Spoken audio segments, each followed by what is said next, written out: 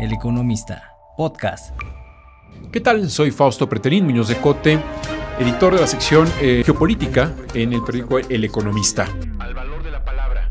El objetivo de este podcast es acercar el mundo al micrófono, en donde no vamos a hablar por hablar, no vamos a tener un exceso de palabras, un análisis de lo que ocurre en el mundo. Globaliqué, con Fausto Pretelín. ¿Qué tal? Me da mucho gusto saludarlos a todos los que escuchan nuestros podcasts aquí en el periódico El Economista. Y en esta ocasión es un gran motivo de celebrar la presencia de un estimado amigo, Eduardo Kohn. Él es director internacional de B'nai B'rith, espero haber pronunciado bien.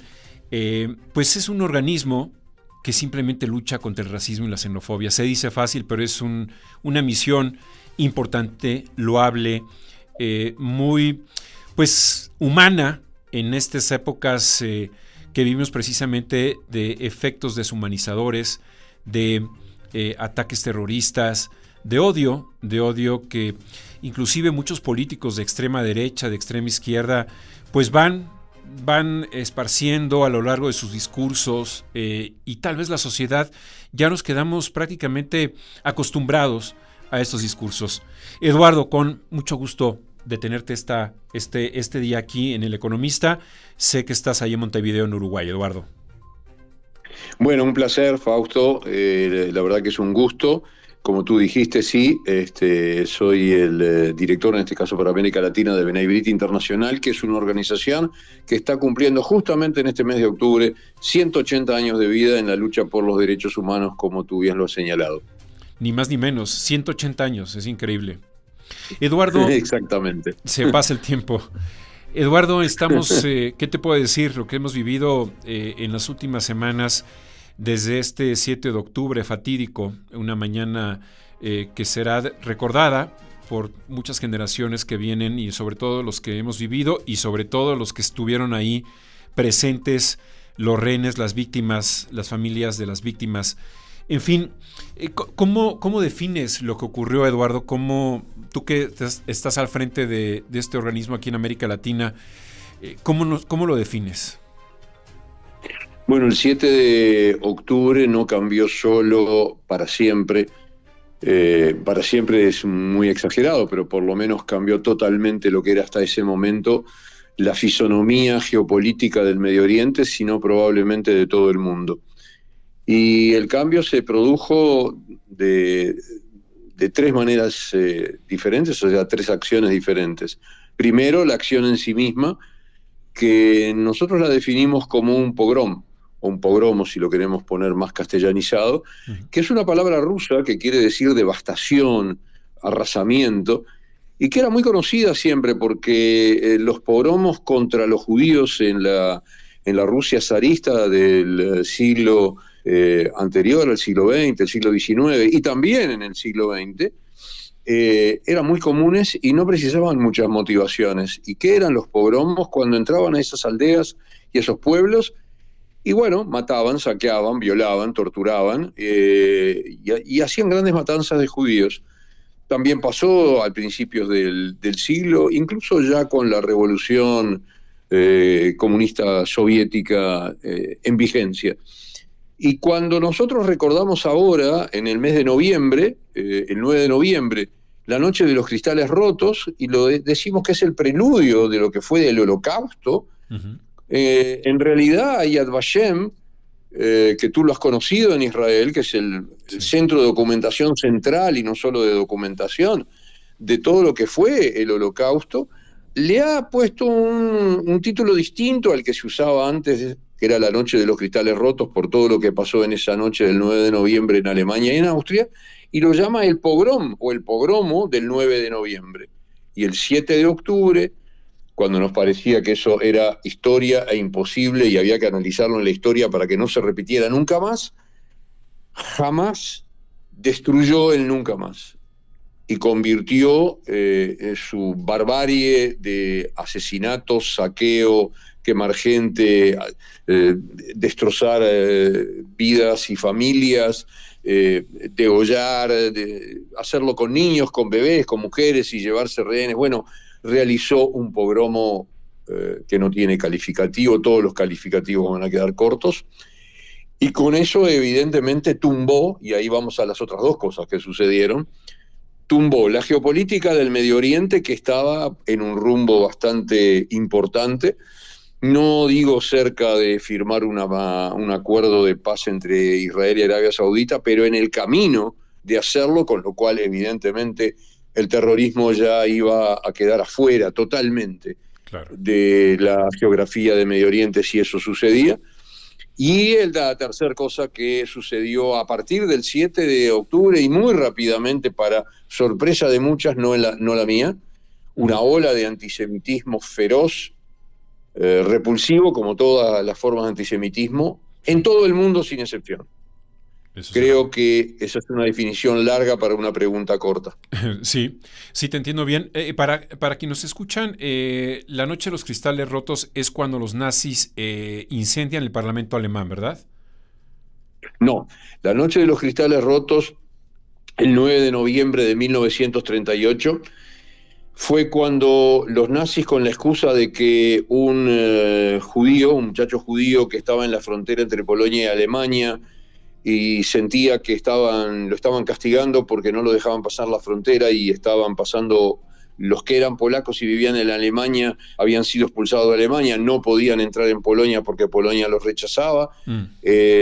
Bueno, un joven judío que estaba en París atentó contra el secretario de tercera de la Embajada de Alemania en París, y pocos días después ese secretario de tercera muere, y el nazismo lo usa como excusa para hacer un pogromo en todas las calles y ciudades de Austria y de Alemania. Se incendian miles de sinagogas, cientos de negocios, se asesinaron varios centenares de judíos, y 30.000 judíos fueron llevados al campo de concentración de Dachau.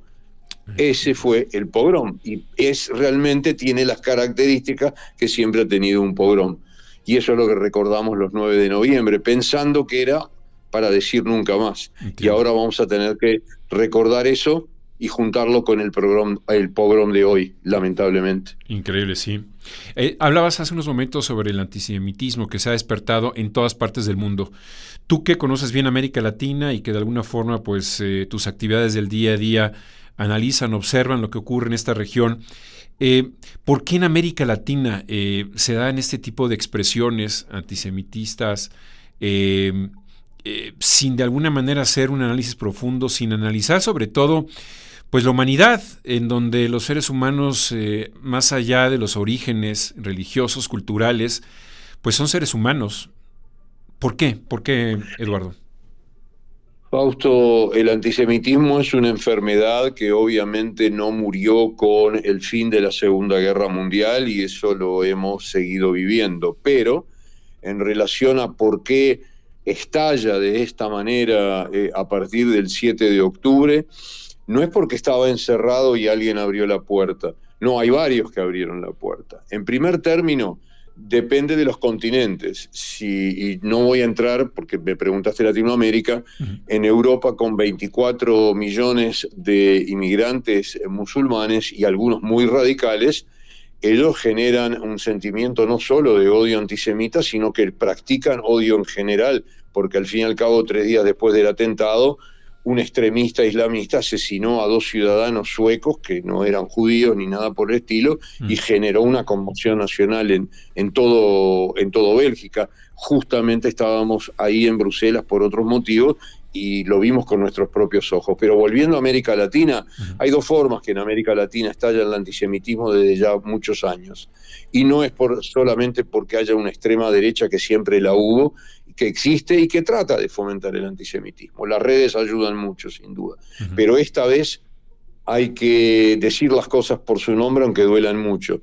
Si se incita al odio desde la presidencia de la República de un país, evidentemente los antisemitas, que no saben si hacerlo por redes o hacerlo en forma efectiva, se sienten con mucho coraje para llevarlo a cabo. Y que el presidente de Colombia haya dicho que para él Gaza es Auschwitz, y no haya dicho una palabra de lo que pasó el 7 de octubre y no haya condenado la masacre, sí, es una invitación al odio.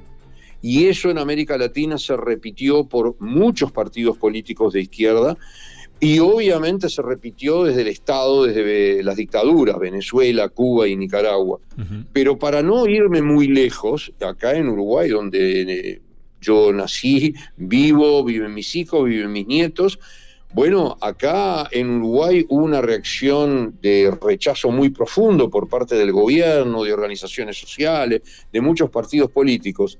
Sin embargo, varios partidos políticos de izquierda trataron a Israel de genocida y no dijeron una sola palabra de Hamás. ¿Qué provocó eso? Bueno, hubo agresiones contra niños judíos en la calle, hubo insultos, hubo agravios de todo tipo en los medios de izquierda, hubo, por supuesto, pintadas, etcétera. O sea, el demonio está dentro. Y el demonio es un odio hacia los judíos que no lo voy a comparar con el del terrorismo que existe en el Medio Oriente, porque además no tengo cómo compararlo, pero digo, sí genera situaciones muy fuertes. Acá en Uruguay, hace 6 años, al grito de "a la es grande", se asesinó a cuchilladas por parte de una persona, asesinó a cuchilladas a un comerciante judío en una población de 70.000 habitantes a 500 kilómetros o 400 kilómetros de la capital del país. ¿Hablas de David Fremt? David Fremt. Y eso, a nuestro criterio, no quedó impune en cuanto fue condenado, pero ha quedado impune, porque fue condenado ¿a qué? A que es inimputable. La verdad, cuando pasan esas cosas, la sociedad, especialmente los odiadores que hay en toda la sociedad y no solo de los judíos, sienten que tienen aire fresco. Entonces, esta ola de antisemitismo que se generó en todo el mundo y que es muy importante en Europa, que se generó en distintas ciudades de Latinoamérica, obviamente de Medio Oriente ni hablemos, y en Estados Unidos también, eso lo que hace es retroalimentar otros odios, y la sociedad se convierte en más violenta de lo que ya es.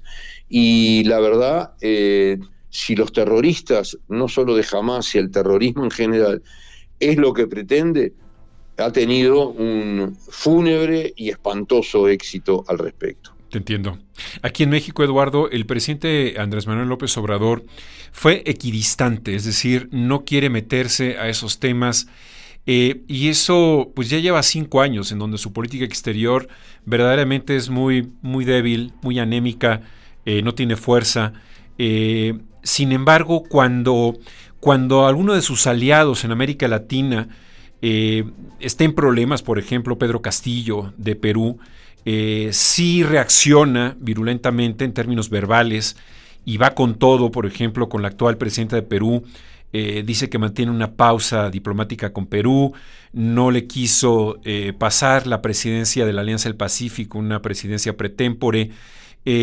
Con España se enoja porque él exigía que escribiera el rey una carta pidiendo perdón a los pueblos originarios por lo que ocurrió hace 500 años, pero en el caso de lo que ocurrió el 7 de octubre, el presidente de México no quiso meterse. Dice que su política es la no injerencia, la no intervención, la solución pacífica de las controversias, y lo mejor es no decir nada. ¿Tú qué piensas de esa postura, Eduardo?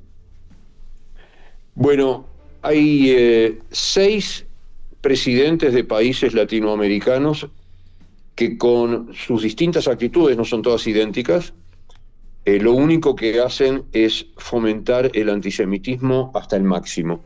3 son dictaduras, ni las menciono, ya las mencioné a la pasada, sí, y no vale la pena. Son dictaduras, por lo tanto no vale la pena, porque son dictaduras y porque el antisemitismo y la exhortación y la incitación al antisemitismo es lo que hacen con todo, hacen con los opositores políticos, incitación al odio, etcétera. Pero hay otros 3, que mencioné uno solo, Petro, pero hay otros 2 que no mencioné. Tú me das el pie para mencionar a uno de ellos y al presidente de México también. El presidente de Brasil, que cree que es un gran líder democrático en el mundo, ha dicho hace apenas 24 horas, bueno, al fin y al cabo, porque hubo un atentado de Hamás Israel no tiene derecho a asesinar a millones de niños. Ujú. Digo, más allá de que ha dicho un disparate rotundo, va a tener que salir a buscar dónde están los millones de niños, Sí. si no están, porque no hay millones, pero más allá del disparate que no es la ignorancia que lo lleva, está la incitación, esa brutal de un líder, nada más ni nada menos que de Brasil, a mucho, mucho odio. No hubo un atentado de Hamas, no hubo un atentado terrorista, no, no, no. Acá hubo algo que no se conocía desde la Segunda Guerra Mundial, o sea, desde el Holocausto. Acá hubo, perdón, no sabemos si hubo 1.500 muertos porque todavía hay restos de cuerpos que se quieren identificar para ponerle nombre. Acá hay 5.000 heridos del pogrom y hay 220 rehenes, varios de ellos brasileños que se ve que no le importan. Y entonces no puede decir que hubo un atentado de Hamas, y mucho menos decir que Israel no tiene derecho a defenderse, cuando además no lo está haciendo con millones de niños, sino a defenderse haciendo una guerra contra el que lo agredió, o sea, contra Hamas. O sea, es tan brutal la negación del derecho a Israel de defenderse, tan antisemita, para decirlo claro, que realmente asombra. En cuanto al presidente de México, a mí no me asombra que haya tenido esa reacción con lo que pasó, porque es parecida en el tono a lo que piensa el presidente Lula o a lo que piensa Petro. Él no razona de que hubo un pogromo. Yo pregunto, capaz que me equivoco, si ahora entrara a una locura de un grupo de terroristas que están en el sur de Estados Unidos y entraran en México e hicieran una masacre, un pogromo y asesinaran miles de personas, las descuartizaran, las secuestraran, las violaran, etcétera, ¿él diría que es un tema que hay que estar equidistante o se sentiría agredido y se vería obligado a hacer lo que tiene que hacer un presidente, que es defender a sus connacionales? Es aberrante eso que están haciendo presidentes que han sido electos por elecciones democráticas. Si es aberrante lo que hacen los dictadores, que es aberrante, es mucho más aberrante porque además provoca más incitación al odio, no tenga ninguna duda, muchísima más incitación. Y por eso digo, nosotros en América Latina y en el resto del mundo, además de lo que sienten los judíos de Israel después del 7 de octubre, todos los judíos sentimos que en cierta medida, y por este tipo de reacciones, especialmente de autoridades de gobierno, estamos en peligro. Estamos en real peligro. Sí. Es fuerte lo que mencionas, pero sí tienes razón. Hay, quizás, Eduardo, no sé si son algunos resentimientos históricos, pero veo que, por ejemplo, en el caso de América Latina, muchos políticos de izquierda, yo les llamaría de izquierda del siglo XX, tienen una obsesión por Estados Unidos. Entonces, todo lo que diga, haga y desarrolle Estados Unidos, siempre habrá cuestionamientos. Este caso no es la excepción. El presidente Biden ha viajado a Israel, ha apoyado a Israel, y algunos presidentes, y pienso en el presidente de México, también Petro, forman parte de esta izquierda revolucionaria, o no sé cómo llamarle, pero tienen todo el análisis político que hacen a nivel internacional tiene que pasar por Estados Unidos. Es decir, te pongo un ejemplo. La semana pasada vinieron aquí a México algunos presidentes de Latinoamérica, de la región, para hablar sobre migración. Y entre ellos los dictadores de Venezuela, de Cuba, vino Petro. Y en el documento final hablan de que, bueno, pues Estados Unidos es como culpable, ¿no?, de estos flujos migratorios que llegan hacia Estados Unidos, y no hacen un mea culpa en donde los regímenes dictatoriales son los principales culpables de expulsión de migrantes, y eso lo hemos visto en Venezuela. Pero para no desviarme del tema, ¿por qué crees que existe este antisemitismo que pasa por la izquierda, la vieja izquierda latinoamericana, y pasa por ese vértice que es Estados Unidos, un vértice del mismo triángulo? Bueno, sí, tenés toda la razón, Fausto, es muy claro. Las izquierdas latinoamericanas como tú decís, del siglo XX. Muchas ni se enteraron, se ve que no miran mucho televisión porque no se enteraron que se derribó el muro de Berlín. Yo diría que algunas izquierdas hasta estalinistas. Fíjate que en Uruguay tenemos Partido Comunista y participa en las elecciones. Y siendo Uruguay un país tan democrático, es muy difícil explicar eso. Muy difícil, porque además el Partido Comunista de Uruguay es totalmente stalinista, antisemita, como lo demostró ahora cuando pasó lo que pasó el 7 de octubre. Pero volviendo a tu pregunta, sí, es cierto, es absolutamente cierto, que las izquierdas han tenido esa reacción, pero la han tenido en el siglo XX a partir de determinado conflicto bélico, porque ni siquiera se molestaron en estudiar, desde que empezó el Estado de Israel, cómo fue esa evolución. El Estado de Israel, cuando nace, no tenía ese apoyo de Estados Unidos que ellos creen ver hoy. De ninguna manera. Cuando Estados Unidos nace, la Rusia soviética, creyendo que iba a tener un Estado totalmente socialista y aliado, la reconoce. El apoyo de Israel en sus primeros conflictos bélicos, en la guerra del Sinaí de 1956, que la genera el Gamal Nasser desde Egipto, tenía el apoyo de Francia. Lo que pasa es que Francia se retira de ese apoyo por distintas concepciones políticas, que también habrá que hablar algún día de la Francia de entonces y de la Francia de ahora. Y Estados Unidos empieza, digamos, a proyectarse no solo con Israel, sino Arabia Saudita, Jordania, Egipto. Y eso las izquierdas no las quieren ver. Cuando las izquierdas atacan a Israel ahora, en estos momentos, no se dan cuenta de que Arabia Saudita es un aliado enorme de los Estados Unidos y buen problema tendría Arabia Saudita si Estados Unidos no lo apoyara, porque su enemigo mayor es Irán. Entonces, sí, Estados Unidos apoya a Arabia Saudita, a Jordania, a Egipto, aunque Jordania y Egipto juegan a ser independientes y hablarles al público de la manera en que hablaron esta semana cuando dijeron no queremos que vengan palestinos, y los dejan abandonados como lo hicieron siempre. Entonces las izquierdas, cuando hablan de Israel, creen que están hablando de Estados Unidos. No se equivocan en determinados apoyos, incluyendo el apoyo logístico y militar. Pero Egipto recibe $3.000 millones por año de apoyo militar de Estados Unidos. Sí. De Jordania no tengo la cifra. No hablemos de Arabia Saudita. Mientras que, hablando de plata, Qatar, ese estado fallido que compra mundiales y que apoya a terroristas, le da $2.000 millones solo a Gaza. Las izquierdas no tienen a alguien medianamente lúcido dentro de sus partidos, dentro de sus gobiernos, como para entender que no es tan fácil decir, bueno, si es aliado de Estados Unidos debe ser malo, debe ser imperialista y lo voy a odiar igual. A la larga están generando algo muy antiguo, que es el antisemitismo, y hoy en día quedan enfrascadas después del 7 de octubre y con esa actitud aberrante de presidentes como Lula, que se la va de gran demócrata, etcétera, etcétera. Un demócrata no puede ser antisemita, un demócrata no puede preguntarse lo que preguntó ayer, un demócrata no puede callarse la boca o calificar de un atentado terrorista una masacre aberrante que todo el mundo quedó horrorizado, porque es difícil tragar esas imágenes, pero son verídicas, sucedieron. No lo puede hacer, eso un demócrata no lo puede hacer, sea izquierdista o sea de lo que sea, y lo hacen.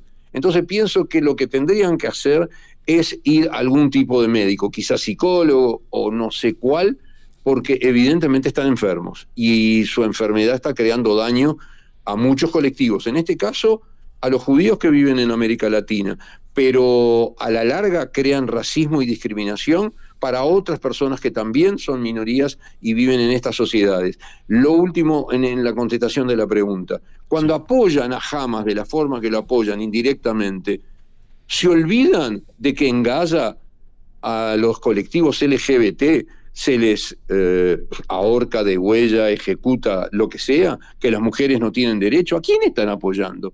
Tampoco se dan cuenta. Hacen los comunicados y después alguno dice, me parece, como dijeron en Uruguay, no, discúlpenle, ¿qué pasa? No, disculpen, no, estudien primero, estudien, sean honestos, sean demócratas. Mencionas la palabra estudien, y yo pensaba precisamente hacerte esta pregunta. mirando hacia lo que ocurre en la Alemania nazi, grandes, algunos escritores, músicos, pienso en filósofos, en Heidegger, apoyaron al régimen, y ahí es donde uno pregunta, pues no es solamente educación, Eduardo, ¿no? Es algo más. ¿Cómo se puede incubar el odio en el ser humano? Teniendo educación, sabiendo filosofía, conociendo algo de lo que es la vida, el mundo. Porque, uno piensa en Nicolás Maduro y, evidentemente tiene mucho de ignorancia.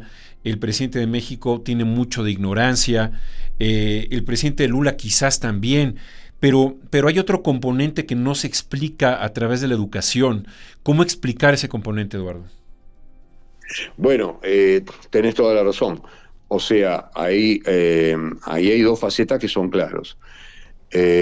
Los educados, los ingenieros, los médicos, los abogados, etcétera, formaron parte no solo del gobierno nazi, sino que los ingenieros fabricaron las cámaras de gas, los arquitectos fabricaron los campos de concentración, el gas fue hecho por compañías químicas y había ingenieros químicos trabajando.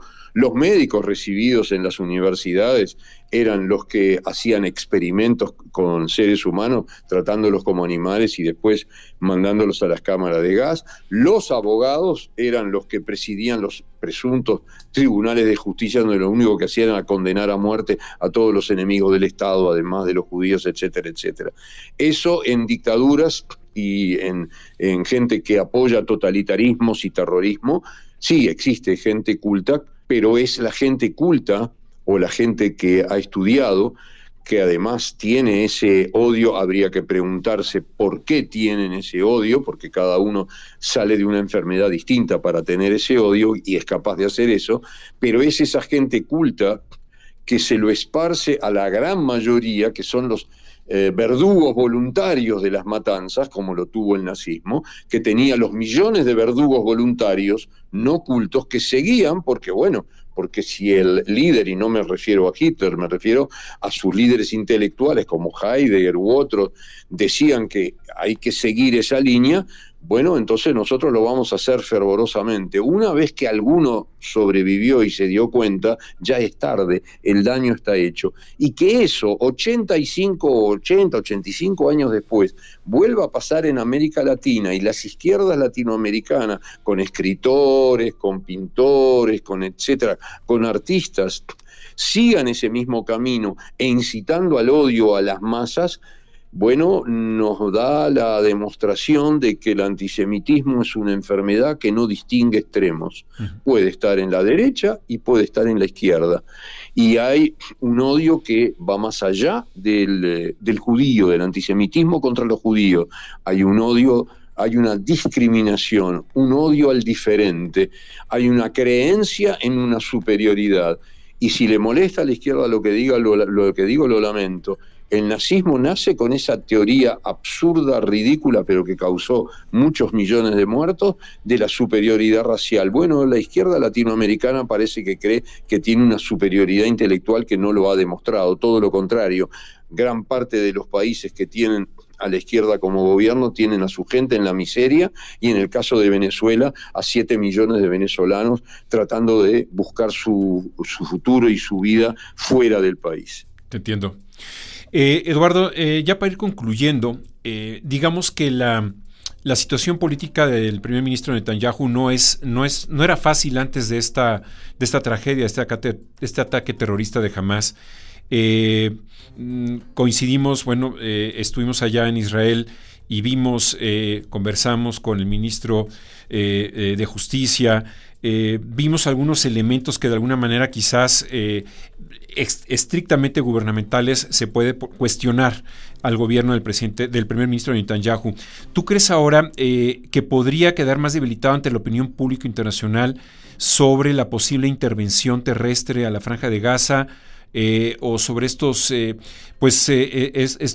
ataques que de alguna manera están de alguna manera también provocando bajas, muertes de gente inocente en la Franja de Gaza, que no tiene que ver nada con este tema. Obviamente es importante que vaya el gobierno en contra de Hamás, en contra de los terroristas, pero en el camino hay 2.2 millones de personas que no son terroristas, Eduardo.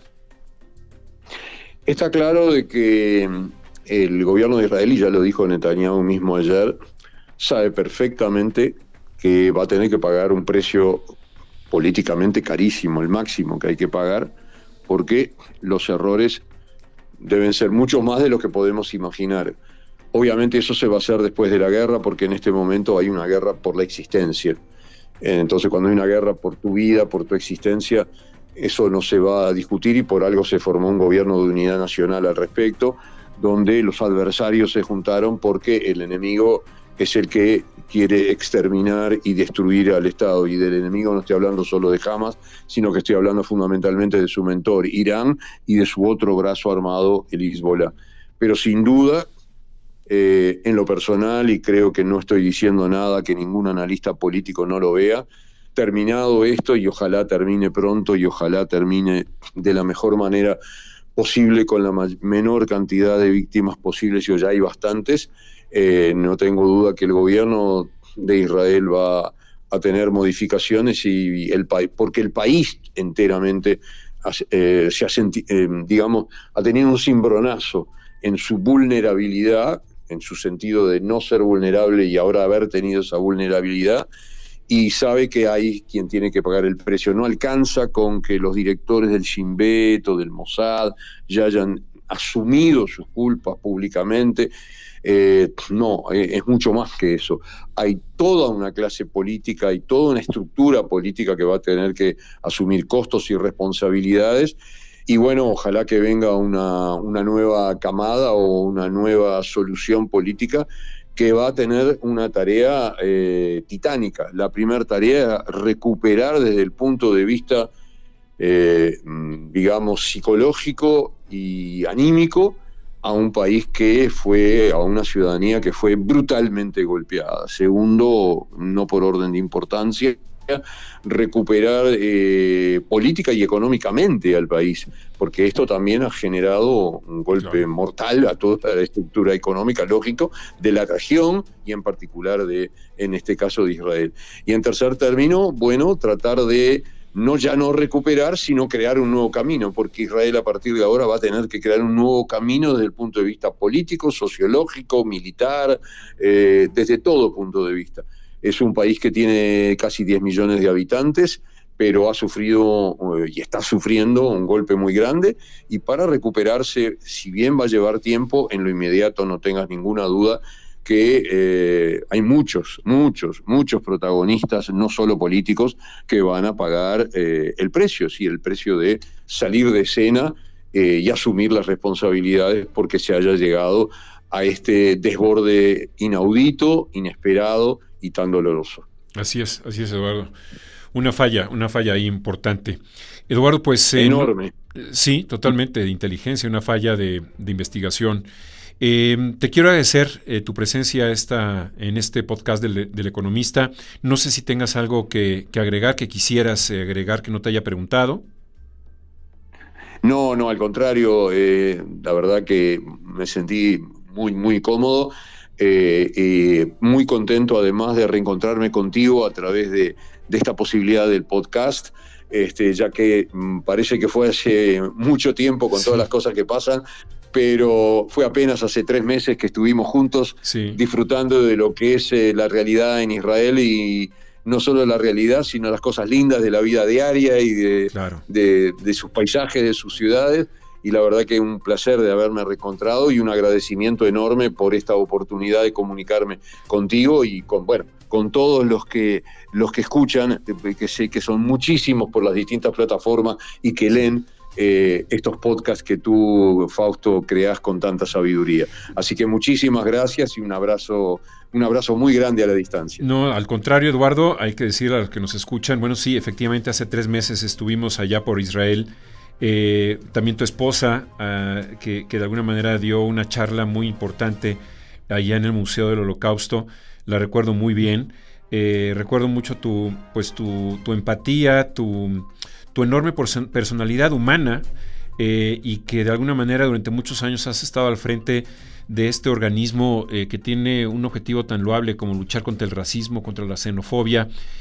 A veces pensábamos que esto ya había terminado, pero el mundo cada vez está más se complica más, ¿no? Hay muchas guerras, hay muchos diferendos y mucho odio, sobre todo. Espanta la regeneración de estas extremas derechas, extremas izquierdas. Vemos a Milei en Argentina con un discurso también de odio. El presidente de México, que todos los días sale 2 horas a criticar, a generar también un discurso de odio, a socavar la democracia. Así que encontrarme contigo, Eduardo, ha sido un gusto, un placer, y ojalá que no sea la última vez, sino que estaremos en contacto en muchas ocasiones. Te mando un abrazo. Con muchísimo gusto y de vuelta un gran abrazo. Gracias, yo les saludo, soy Fausto Pretelín, nos vemos pronto, escuchamos pronto, y los invito también para que escuchen los otros podcasts del Economista, todos los días nuevos temas, nuevos análisis. Gracias, hasta la próxima. Globalique con Fausto Pretelín. Fausto.pretelín@eleconomista.mx. El Economista, podcast.